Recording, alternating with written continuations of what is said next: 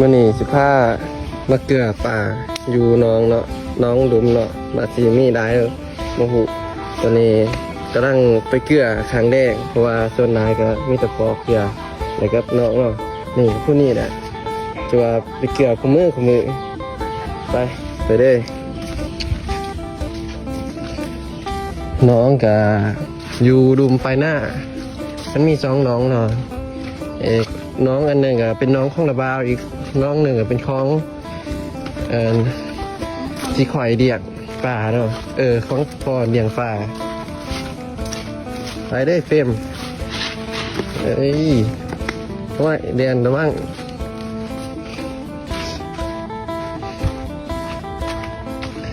เป็นวะ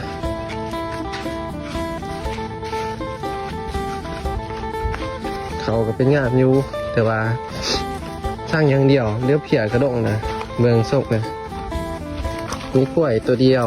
อยู่ดุมหน้าบริเวณที่งามนะมันห่างเฮ็ดหน้าเลยเดียวเฮ็ดแถวเดียวตั้งปีก่อนก็เฮ็ด2แถวเพราะว่าเขาก็บริสูเฮ็ดหน้าน้ำคอคเมนนะก็ได้ก็ต้องเฮ็ดหน้าแถวเดียวเมื่อไฟซอยเข้าใจอาศัยสื่อเขาตามนี้แหละ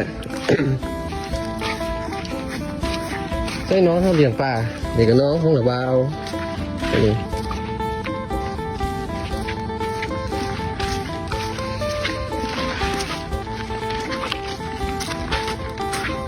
ว่านี่วะนี่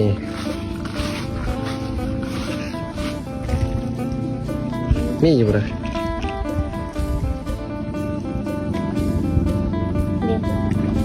โอ้ป้ายังหนีอยู่นี่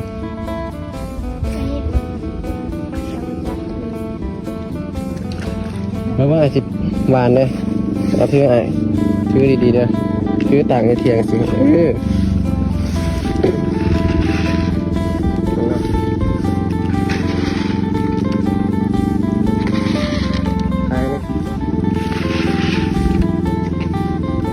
น้องอยู่นี่ป่ะ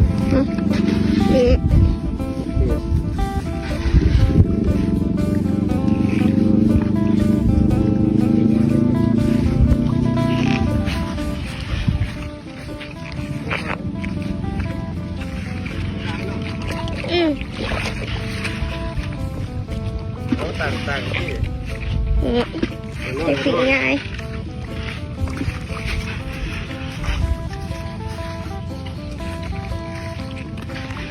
เตรียมร้ายลงไว้หน่อยเดี๋ยวกูเนาะตากับพวกปลาตัวใหญ่นี่เนี่ยเห็นในผาใหญ่กับมีตะไคร้หอยตัวอะไรเนี่ยปลาคิ้วเตรียมเกี่ยวขาวแล้วคือเวทมาติดเลย